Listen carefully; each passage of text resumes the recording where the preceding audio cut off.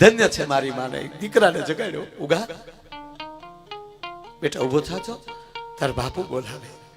અને નવગણ સહેજ હવળે ને તો અવાજ કરતા બંધ થઈ જાય. અને પેટના દીકરાને જેથી જગાડી, નવરાવી, નવા કપડા પહેરાવ્યા, માથે નાની પાગ બાંધી, ભેટે નાની કટાર બાંધી.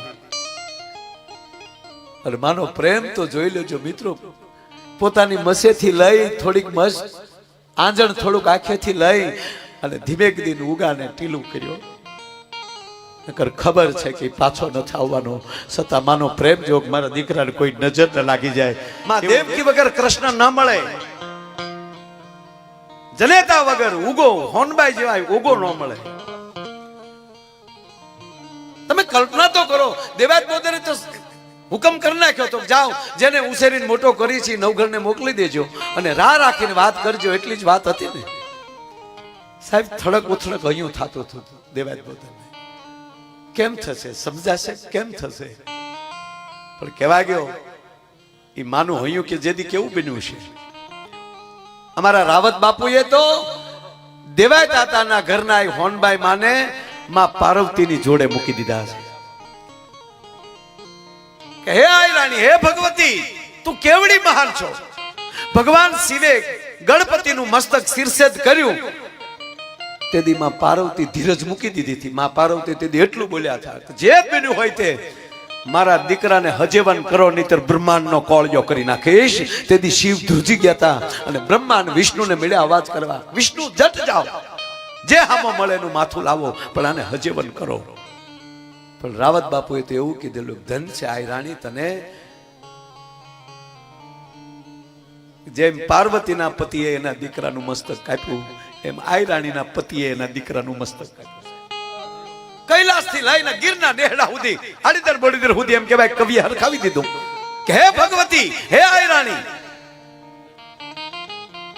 જેવી રીતે શિવ મહાદેવ પોતે પોતાના દીકરાનું મસ્તક શિરછેદ કર્યું તો પાર્વતીજી ધીરજ ન રાખી શક્યા અને મહાદેવને કહી દીધું તમે જે હો જે કરો તે મારો દીકરો હજેવન કરો. રાવત બાપુ તેથી લખ્યું સાહેબ કે હે માં, હે આઈ રાણી. મિત્રો થોડી ઘટના તો જુઓ તમે. માણસોએ કીધું છે ચોરે બોલાવે છે અને એક જ પથારીમાં એક જ ખાટલામાં ઉગો ને નવગણ બે ભૂતા થયા. એ ધન્ય છે મારી માને દીકરાને જગાડ્યો. ઉગા બેટા ઉભો થાજો, તાર બાપુ બોલાવે. અને નવગણ સહેજ હવળે ને તો અવાજ કરતા બંધ થઈ જાય. અને પેટના દીકરાને જેથી જગાડી, નવરાવી, નવા કપડા પહેરાવ્યા, માથે નાની પાગ બાંધી, ભેટે નાની કટાર બાંધી. અને માનો પ્રેમ તો જોઈ લેજો મિત્રો. પોતાની મસેથી લઈ થોડીક મસ આંજણ થોડુંક આંખેથી લઈ અને ધીમે દીન ઉગાને ટીલું કર્યો. નકર ખબર છે કે પાછો નથી આવવાનો. છતાં માનો પ્રેમ જોગ મારા દીકરાને કોઈ નજર ન લાગી જાય એવો રૂડો રૂપાળો કરી અને માણસોને કીધું કે લ્યો લેતા જા. સાહેબ નવગણ બોલ્યો છે, જાગીને આવ્યો. માં મારે જવું, ભાઈને કેમ જવા દો? ના બેટા તારે મારે હારે જવાનું છે. ભાઈ બાપુ હારે જાય છે. અને હવે ઉગો કહે છે કે માં ભાઈને નથી આવ. કે ના ઉગા એક વાત કહું બેટા, તારે ભાઈ બનીને જવાનું છે. આજે એટલી ટકોર દીકરાને કરી દે. અને એ જ માણસો જેથી લઈને આવતા હતા અને દેવાજ વગેરે જ્યાં પોતાના પડેલા દીકરાને દુશ્મનોના હાથમાં લઈને આવતો જોયો અને જ્યાં ઉગાને જોઈ ગયા અને તેથી દેવાજ વગેરે કીધું ધન્ય છે આઈ રાણી તે મારા ખોરડાને ઉજળું કરી દેખાડ્યું. બે ડગલા આગળ આવીને ઉગાનું બાવડું પકડી અને કીધું કે લ્યો દરબાર, લ્યો તમારો દુશ્મન. અને 5 વર્ષના 7 વર્ષના દીકરાને પૂછવું છે શું નામ છે તારું? તેથી કહેવાય ગયો એ આયરના દીકરાએ મૂછ નહોતી મોટે, હજી 7 વર્ષનો જ હતો તો એ ખુમારેથી બોલ્યો છો મારું નામ નવઘણ છે. પરિવારની ટકોર જે સમજી જાય નીતિન ના ખ્યા ખ્યાઈ થતી હતી ને વાતો થતી લ્યો આ દુશ્મન હોય તો કાપી નાખો માથું. ઈ ઉગો નહોતો સાંભળતો, ઈ સાંભળતો હતો.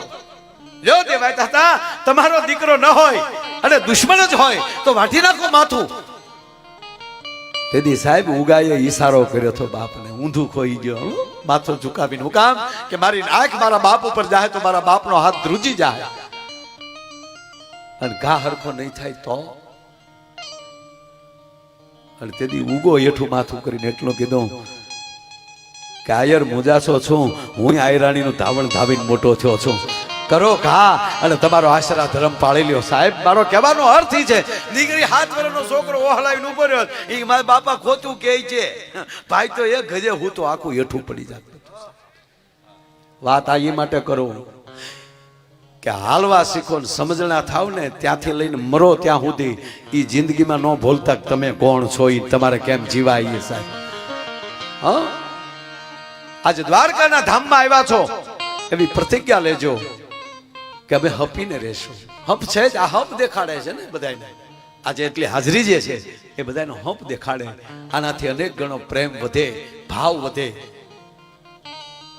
અને તમે ભેગા થાઓ ને એટલે ભગવાન આવશે ભાઈ, ભેગા થાવ એટલે ભગવાન આવે. આવી રીતે એકવાર લોખંડનું સંમેલન ભેગું થયું હતું સાહેબ.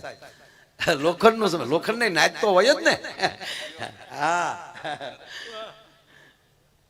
મલદેભાઈ એક બે વાત મારે હજી સુદામાની વાત તો કરવાની બાકી છે. એક ટુકડો યાદ આવ્યો એટલે કહું, મને જડ્યું. તાંદુલ ક્યાંથી પોટલી છે જ આવ્યું છે એટલે હું બધી વાતો કરવાનો છું. અને હવે કાંઈ જો હાવ નિરાત જ છે.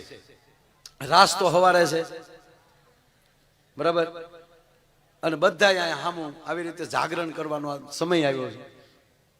એટલે મોજથી આજ તમને હસાવાય છે, સારી વાતો કર. આપણે સારું જ કરીએ છીએ રોજ, સારી જ વાતો કરું છું હું તો યાર. પણ લોખંડની વાત કરતો, લોખંડની નાચ તો હોય જ ને. એનો સમાજ, એનો પ્રમુખ ભગાભાઈ નાચનો પ્રમુખ છે ગણ. પ્રમુખ ગણ જેવો જ હોવો જોઈએ. પધારો પધારો સાહેબ, બેટા. એટલે નાચે એનું સંમેલન કર્યું. હવે એની અંદર તે બધા સમાજમાં ઇંગલુન, હાણેશ્યોન, શીણીઓન, કાતરૂન, અલગ અલગ બધા સમાજમાં નાચે જ. પણ પછી કોઈ ભમર ને એવી રીતે એમ અટકો હોય ને બધી. એમાં કાતર ને હાણશીન, શીણાન, આખી નાઈટ ટૂંકમાં આવી. એટલે પ્રસ્તાવના મૂકી કે નાઈટ નાઈટ ભેગું થવાનું કારણ શું છે, ઓચિતા ભેગા કરવાનું કારણ શું છે. એટલે ઘણે કીધું કે આપણી નાઈટમાં અંદરો અંદર બહુ કાપકૂપ ચાલે છે. જો આ યજ્ઞનો મોટો કુંડ કર્યો છે, ઈ યજ્ઞ કુંડમાં આપણે પડવાનું છે અગ્નિમાં. અને બધાએ પોતાના આકાર ભૂલી અને એક બનવાનું છે. હું કલાકાર છું ને આ બોલો છે નહીં, અહીંયા બધા હેરખ્યા. આપણે બધાએ ખોટા આકાર લઈ લીધા છે. એ અગ્નિમાં જઈ અને આપણે બળ પડવાનું છે, એમાં ઓગળી જવાનું છે અને બધાએ એક બનવાનું છે. એટલે એક જણાએ કીધું કે એ તો જે પણ એવા હોય એને એને જ. એટલે પહેલું જ વહેલું કાતર બેન ને બોલાવ્યા. હે કાતર, ખાબે તું એક ના બે જ કટકા જ કરીશું. તો કાતર કે પ્રમુખ સાહેબ બોલવામાં ધ્યાન રાખજો, હું કઈ નાયત ને નથી કાપતી, પણ કરી તો કાપવાનું ને. ખાબે કાતર ખાબકી. એ શીણી તું ખાબે, તું એક ના બે જ કરશો. કાતર કે તમે સાંભળજો, માનને અધ્યક્ષરે આપના માધ્યમથી કહેવા માંગુ છું કે મને હાણશી પકડી રાખે છે ને તમારો ભાઈ છે ને હથોડો ઈ માથે પડે પછી હું કાપું છું. બોલાવો હથોડા ને. ખાબે હથોડા, હથોડો દોડીને પડી ગયો. હાણશી કે આપણે બોલવાનું છે જ નહીં, ખાબકો જ તે. પછી શીણી ખાબ, બહુ લાંબુ છે, ટૂંકું લઈ લઉં. છેલ્લે સોય અને સુયા ને પતિ પત્ની બેયને બોલાવ્યા. બોલા મેં શીણો હતો જ ભેગો, કઈ શીણી એકલી નહોતી. આ બધું કોઈ દી એકલા થતું જ નથી. કાંઈ ભાભો હોય તો ડોશી હોય જ, ડોશી ન હોય તો ભાભો છો જ ન હોય. હાવણી હોય એટલે હાવણો હોય જ, કીટલી હોય એટલે કીટલો હોય જ, તપેલી હોય એટલે તપેલો હોય જ, ટોપ હા સિંગલ હોય જ નહીં કાંઈ. આજે અમે ગાઈએ છીએ આ તમને એમ લાગે આમાં બધું હોય જ. જુઓ તમને કહું,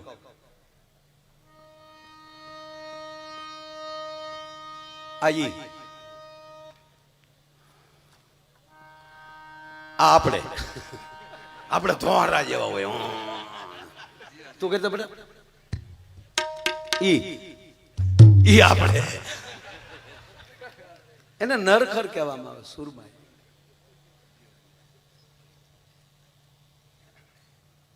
હાવણ અને હાવણીમાં કેટલો ભેદ હે બેનું. તમે હાવણીને કેવી હાસો હે, રૂમ વાળશે, રસોડું વાળશે, વધી વધી ઓસરી અને વધી વધી બે પગથિયાલી પાછી વળશે અને હાસવીને મૂકી દે ફળિયામાં. હાવણા ફળિયું વાળે, ગમાણ વાળે, કોકની હેરી વાળ જાવે અને ઊંધે કાંઈ ગમાણમાં પીડ્યો હોય અને એમાંય ઢીલો થાય તો ઊંધો ઠપકારે ખમ ખમ કરી. કોઈ દી હાવણીને એવી રીતે ઠપકારી ન હોય.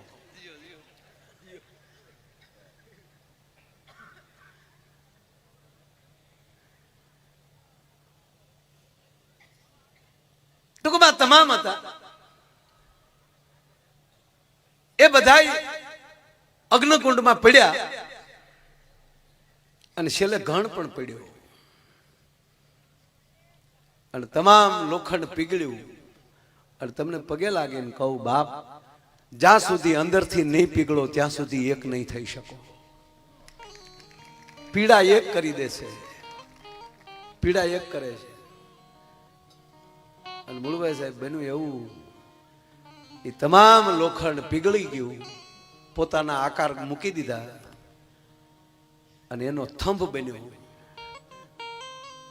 અને એકતાનો થંભ જ્યારે થયો અને એ હરણાકશે ધગાયો અને પછી પ્રહલાદને કીધું કે લે બત ભર એક થશો અને પછી આવી કૃષ્ણની ભક્તિ ફળશે અને એની અંદર એ થંભ ફાટે ને એટલે નરસિંહ ઈશ્વર જ પ્રગટ થાય, એમાં બીજો કોઈ પ્રગટ ન થાય.